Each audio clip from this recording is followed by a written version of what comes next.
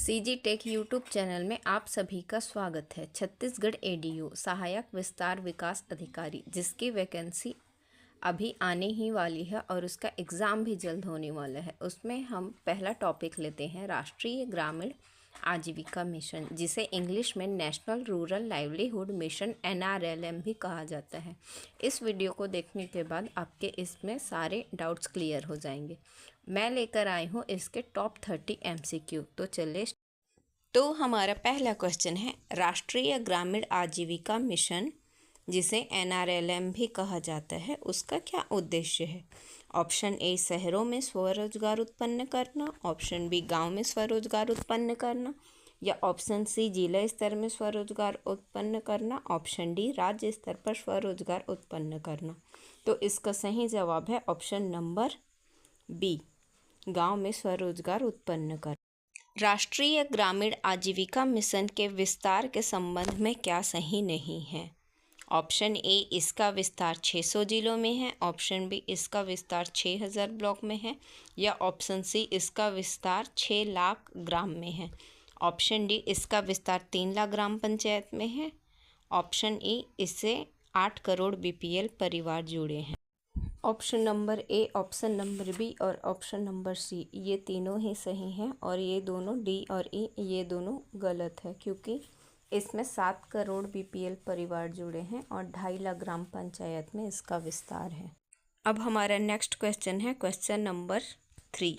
राष्ट्रीय ग्रामीण आजीविका मिशन NRLM का प्रारंभ किस तिथि को हुआ? 1 अप्रैल 2010, 9 दिसंबर 2010, 3 जून 2011, 29 मार्च 2016। तो इसका सही आंसर है आंसर नंबर 3, 3 जून 2011। 3 जून 2011 को ही NRLM की शुरुआत हुई थी। अब हमारा नेक्स्ट क्वेश्चन है 4th नंबर का। राष्ट्रीय ग्रामीण आजीविका मिशन का प्राथमिक उद्देश्य क्या है? कौशल विकास को बढ़ावा, वित्तीय समावेशन को प्रोत्साहित करना, सतत आजीविका के द्वारा गरीबी दूर करना, यदि उपरोक्त सभी। तो इसमें उपरोक्त सभी आएगा, क्योंकि ये सभी जो पॉइंट्स हैं ये सभी ही उसके उद्देश्य हैं। 5th क्वेश्चन है, राष्ट्रीय ग्रामीण आजीविका मिशन की स्थापना किस वर्ष की गई थी? 1 अप्रैल 2010, 9 दिसंबर 2010, 3 जून 2011, या ऑप्शन डी 29 मार्च 2016। तो इसका सही आंसर है ऑप्शन नंबर बी, 9 दिसंबर 2010। 9 दिसंबर 2010 को ही इसकी शुरुआत की गई थी। अब हमारा नेक्स्ट क्वेश्चन है, राष्ट्रीय ग्रामीण आजीविका मिशन NRLM का मुख्यालय कहाँ है? Option A Delhi, option B Gujarat, option C Rajasthan, या ऑप्शन डी मध्य प्रदेश। तो जितने भी जो केंद्र शासित योजनाएं होती हैं उनका मुख्यालय कहाँ होता है? दिल्ली। तो ऑप्शन नंबर ए दिल्ली इसका सही आंसर है। हमारा नेक्स्ट क्वेश्चन है, और ये बहुत इम्पोर्टेंट क्वेश्चन है, क्वेश्चन नंबर 7। राष्ट्रीय ग्रामीण आजीविका मिशन का प्रारंभ किस स्थान से किया गया था? Option number A Guntur Andhra Pradesh, option B Ballia Uttar Pradesh, option C Raipur Chhattisgarh, या option number D Banswara Rajasthan. तो जो बांसवाड़ा राजस्थान है यहीं से NRLM की शुरुआत की गई थी 150 जिलों के साथ में। शुरू में 150 जिलों में इसकी शुरुआत की गई थी। क्वेश्चन नंबर 8, राष्ट्रीय ग्रामीण आजीविका मिशन NRLM का संचालन किस मंत्रालय के अधीन किया जाता है? कृषि एवं किसान कल्याण मंत्रालय, शहरी एवं आवास मंत्रालय, ग्रामीण विकास मंत्रालय, या गृह मंत्रालय। तो NRLM एक रूरल यानी कि ग्रामीण है, इसीलिए इसका संचालन ग्रामीण विकास मंत्रालय के तहत किया जाता है। गृह मंत्रालय पूरे देश के लिए होता है। तो इसका ऑप्शन है ऑप्शन नंबर सी। अब हमारा नेक्स्ट 9th नंबर का क्वेश्चन है, राष्ट्रीय ग्रामीण आजीविका मिशन NRLM का नाम बदलकर क्या रखा गया है? राजीव गांधी आजीविका मिशन, दीनदयाल अंत्योदय योजना, option C Atal Aajeevika mission, option D Shyama Prasad Mukherjee Antyodaya Yojana, और इसका आंसर है answer number B, Deendayal Antyodaya Yojana. अब हमारा नेक्स्ट क्वेश्चन है क्वेश्चन नंबर 10। NRLM के तहत प्रति व्यक्ति दी जाने वाली ऋण की सीमा कितनी है? ए 50,000, बी 1 लाख, सी 5 लाख, या डी 10 लाख। तो तो इसका सही आंसर है 1 लाख, आंसर नंबर बी। अब हमारा नेक्स्ट क्वेश्चन है, एनआरएलएम के तहत स्व सहायता समूह को किस प्रकार वित्तीय सहायता प्रदान की जाती है? ऑप्शन नंबर ए, स्व सहायता समूह को प्रारंभिक राशि उपलब्ध कराकर। Option number B, bank loan के रूप में वित्तीय सहायता देकर। ऑप्शन नंबर सी, सरकारी अनुदान उपलब्ध कराकर। या ऑप्शन नंबर डी, ए और बी। तो देखिए, स्व सहायता समूहों को प्रारंभिक राशि उपलब्ध कराई जाती है लोन के तौर पर, और बैंक लोन के रूप में वित्तीय सहायता देकर, मतलब दोनों ए और बी। तो इसका सही आंसर है आंसर नंबर डी। अब हमारा नेक्स्ट क्वेश्चन है क्वेश्चन नंबर 12। एनआरएलएम के अनुसार स्वास्थ्य सहायता समूह में कितने प्रतिशत सदस्य बीपीएल परिवार के अंतर्गत होने चाहिए? 50%, 60%, 70% या फिर 75%? तो इसका सही आंसर 70% और आंसर नंबर सी। वैसे तो इसको 100% कवर करने की योजना है, बाकी अभी 70% में इसको लागू किया गया है। अब हमारा नेक्स्ट क्वेश्चन है क्वेश्चन नंबर 13। राष्ट्रीय ग्रामीण आजीविका मिशन एनआरएलएम को किस योजना के विस्तार के रूप में लागू किया गया था? ए, अटल आवास योजना। बी, स्वर्ण जयंती ग्राम स्वरोजगार योजना। सी, मनरेगा। या डी, गरीबी उन्मूलन। तो इसका सही आंसर है स्वर्ण जयंती ग्राम स्वराज योजना।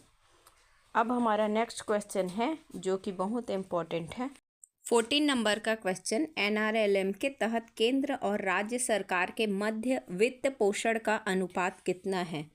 80:20, 70:30, 75:25 या फिर 60:40? तो इसका सही आंसर है 75:25। इसमें से जो 75 का अनुपात है वो केंद्र सरकार द्वारा दिया गया खर्च है और 25 का राज्य सरकार द्वारा। अब हमारा नेक्स्ट क्वेश्चन है क्वेश्चन नंबर 15।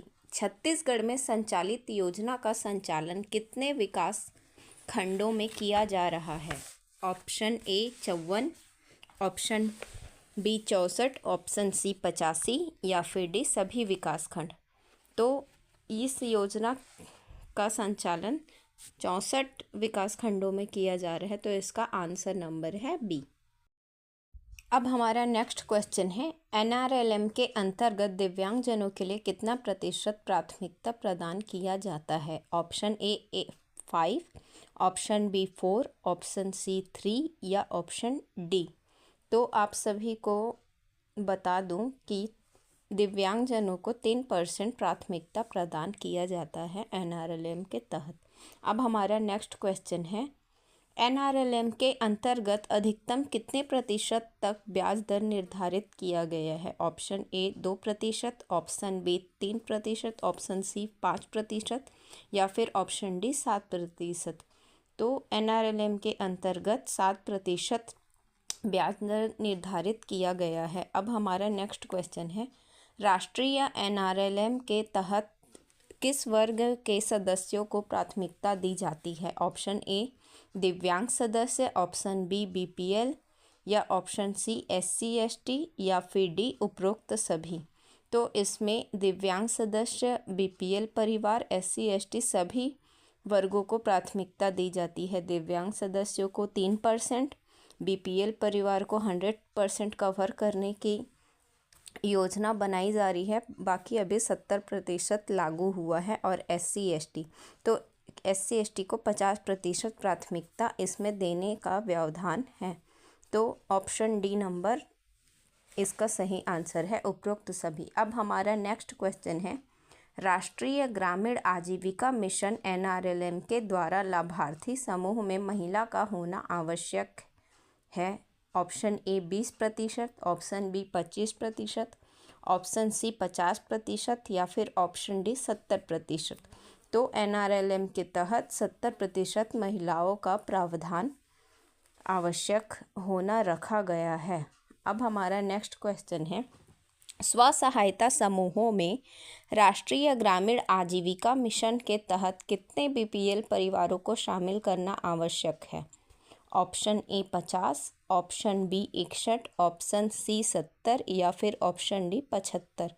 तो इसमें 70% अभी मैंने पहले क्वेश्चन में आपको बताया कि अभी 70% लागू हुआ है, तो 70% बीपीएल परिवार इसमें शामिल होंगे।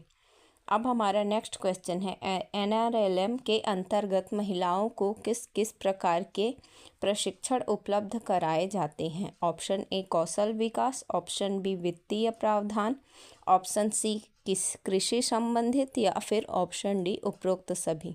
तो इसका आंसर है आंसर नंबर डी उपरोक्त सभी। ये जो जितने हैं कौशल विकास, वित्तीय प्रबंधन और कृषि संबंधित, ये सभी प्रशिक्षण उपलब्ध कराए जाते हैं राष्ट्रीय ग्रामीण आजीविका मिशन, जिसे हम एनआरएलएम भी कहते हैं, उसके अंतर्गत। अब हमारा नेक्स्ट क्वेश्चन है, पंडित दीनदयाल उपाध्याय अंत्योदय योजना का प्रारंभ कब हुआ? तो इसका सही आंसर है 29 मार्च 2016। ये हमने पहले वाले क्वेश्चन में भी बता रखा है। अब हमारा 23 नंबर का क्वेश्चन है, स्वर्ण जयंती ग्राम स्वरोजगार का प्रारंभ कब हुआ? ऑप्शन ए 1 अप्रैल 2010, ऑप्शन बी 3 जून 2011, ऑप्शन सी 9 दिसंबर 2010 या फिर ऑप्शन डी 29 मार्च 2016। और इसका सही आंसर है 1 अप्रैल 1999। अब हमारा नेक्स्ट 24 नंबर का क्वेश्चन है, जो कि बहुत इम्पोर्टेंट क्वेश्चन है। ये एग्ज़ाम में आने के 100% चांसेस हैं। स्वर्ण जयंती ग्राम एवं रोजगार के अंतर्गत कितनी योजनाएं संचालित होती है? Option A 4, option B 5, option C 6 या ऑप्शन डी 7। तो स्वर्ण जयंती रोजगार के अंतर्गत 6 योजनाएं संचालित होती थी, जिसमें पहला है IRDD, दूसरा है ट्राइसेम, तीसरा है ड्वाकरा DWCRA, चौथा है सिट्रा SITRA, पांचवा है MWS और छठवा है GKY। इसमें से पांचवा और छठवा सिंचाई योजना है, जो कि किसानों को सिंचाई के लिए सरकार द्वारा की जाने वाली मदद थी। पहली योजना जो है IRDD, ये पूरे गांव के विकास के लिए चलाई जाती थी, और दूसरी योजना ट्राइसेम, ये गांव के इन बच्चों और युवाओं को प्रशिक्षण, महिलाओं को प्रशिक्षण देने के लिए ये योजना चलाई जाती थी। और तीसरा है ड्वाकरा DWCRA, ये महिला एवं बच्चों के पोषण विकास के लिए चलाई जाती थी। चौथा सिट्रा, ये गांव के लोगों को टूल किट देने के लिए ये योजना चलाई जाती थी। ये 6 योजनाएं बहुत महत्वपूर्ण हैं। अब हमारा नेक्स्ट 25 नंबर का क्वेश्चन है, स्वर्ण जयंती ग्राम स्वरोजगार योजना के अंतर्गत शामिल नहीं है। Option A IRDP, option B TRYSEM, option C SITRA या फिर ऑप्शन डी DUGKY डक्की। तो इससे पहले वाले क्वेश्चन में हमने सभी 6 योजनाओं के बारे में पढ़ा था, तो इसका राइट आंसर होगा ऑप्शन नंबर डी DUGKY। अब हमारा नेक्स्ट बहुत ही ज़्यादा इम्पॉर्टेंट क्वेश्चन है, ग्रामीण आजीविका मिशन के रूप में छत्तीसगढ़ में किस योजना का संचालन किया गया? ऑप्शन ए अटल सुराज योजना, ऑप्शन बी बिहान योजना, ऑप्शन सी मुख्यमंत्री स्वरोजगार योजना या फिर ऑप्शन डी अंत्योदय योजना। तो छत्तीसगढ़ में जो चलाई जाने वाली योजना है उसको बिहान योजना के नाम से जाना जाता है, तो इसका राइट आंसर होगा आंसर बी।